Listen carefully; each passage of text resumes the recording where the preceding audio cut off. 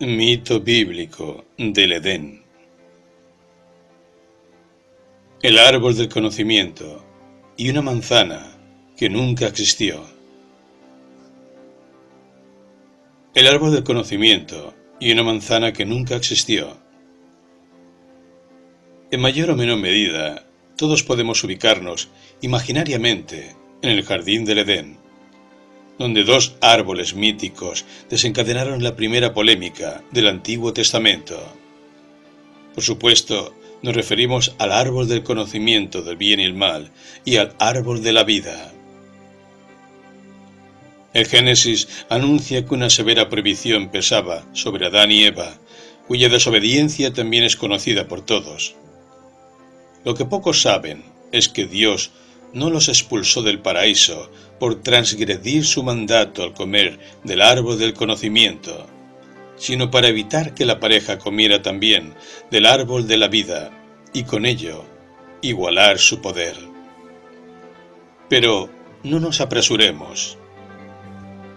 La cronología del mito bíblico del Edén, Génesis, explica cómo Dios creó al primer hombre, Adán, y lo ubicó en un jardín idílico. Antes de que Eva fuese creada, Dios le explicó a Adán que, de hecho, podía comer las frutas de todos los árboles, excepto de los que ya mencionamos. Eva, que aún no existía, presumiblemente desconocía esta orden primordial. Acto seguido, se desarrolla la trama de la tentación. La serpiente se arrastra sigilosamente hacia Eva y le incita a probar la fruta del árbol del conocimiento. Contrariamente a lo que se cree, la serpiente no apela a la mentira para convencerla, sino a la pura verdad.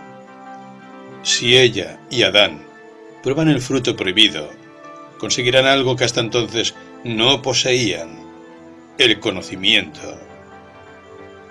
Es decir, la consciencia del ser, de existir, y con ella la tan debatida vergüenza que experimentan al advertir su desnudez frente a Dios. Y el Señor, que todo lo ve, pero que opera como si no lo viese, se presentó ante la pareja y la expulsó del Edén, menos como castigo por su imprudencia que para evitar que también comieran del árbol de la vida. Para sellar el exilio, Dios colocó a dos querubines para que custodiaran el acceso oriental al Edén, y una espada flamígera para persuadir a los incautos que no intentaran regresar. Ahora bien, ¿qué representa el árbol de la vida y aquel fruto prohibido que Adán y Eva jamás probaron?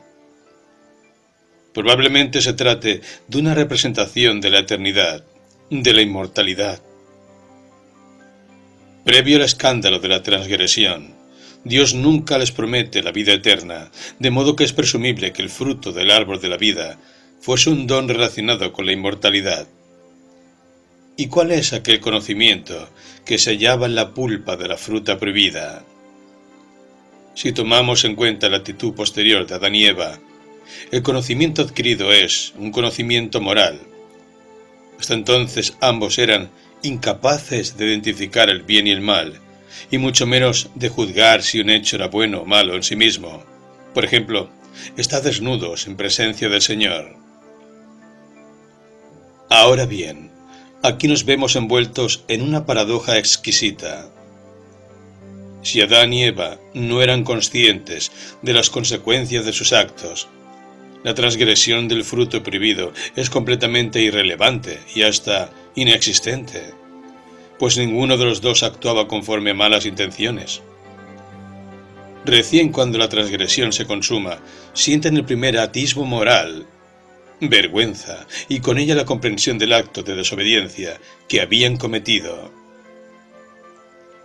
Incluso el nombre del árbol del conocimiento del bien y el mal es una figura retórica, por la cual los opuestos se utilizan juntos para dar una idea de totalidad. Por ejemplo, soy el principio y el fin, el alfa y el omega, etc. De modo que podríamos traducir su sentido como árbol del conocimiento total. En el libro de las Revelaciones, el árbol de la vida vuelve a aparecer. Allí se dice que al vencedor se le dará la fruta del árbol que está en medio del paraíso de Dios. Apocalipsis 2:7. Adicionalmente se lo ubica en medio de la vía principal del Edén, cuyo nombre no ha trascendido. Otra reaparición de los árboles del paraíso se produce en el polémico libro de Enoc, donde se detalla minuciosamente la flora del Edén, entre ellos el árbol del conocimiento del bien y el mal, aunque allí se lo nombra atildadamente como el árbol de la sabiduría. El libro comenta que se trata de un árbol especialmente alto, aunque más bajo que un abeto, que sus hojas se parecen a las del algarrobo y que su fruto es como un racimo de uvas. La naturaleza del árbol es explicada así por Ramiel al desconcertado Enoc. Es el árbol de la sabiduría, del cual comieron tu primer padre y tu primera madre, y aprendieron la sabiduría, y sus ojos se abrieron y comprendieron que estaban desnudos, y fueron expulsados del jardín del Edén. El árbol de la vida, en cambio, ofrece menos peculiaridades para Enoc. Lo describe rodeado de una flor aromática. Su altura es mayor a la de cualquier árbol terrenal, y su forma se parece a un trono, pero de dimensiones descomunales. Su perfume también supera a las fragancias de la tierra, y sus flores y hojas jamás se secan. Sobre sus frutos, comenta Enoc, hay que decir que se parecen bastante a los dátiles vernáculos. El libro de Enoc explica que el arcángel Miguel es el custodio de ambos árboles. Incluso el propio Miguel se muestra generoso con Enoc al explicarle que esta montaña que has visto y cuya cima es como el trono de Dios, es su trono, donde se sentará el gran santo, el Señor de gloria, el Rey eterno, cuando descienda a visitar la tierra con bondad. No se permite que ningún ser de carne toque este árbol aromático hasta el gran juicio, cuando Él se vengará de todo y llevará todas las cosas a su consumación para siempre. Pero entonces será dado a los justos y a los humildes. Su fruto servirá como alimento a los elegidos y será trasplantado al lugar santo, al templo del Señor, el Rey eterno.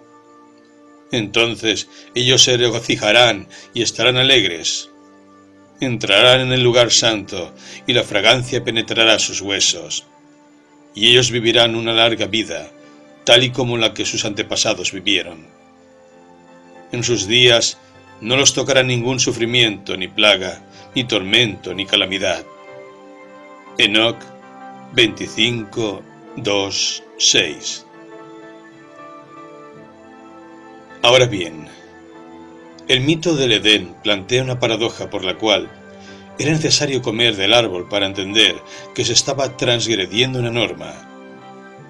Adán claramente conocía la prohibición, pero no poseía las herramientas morales y éticas para entenderla.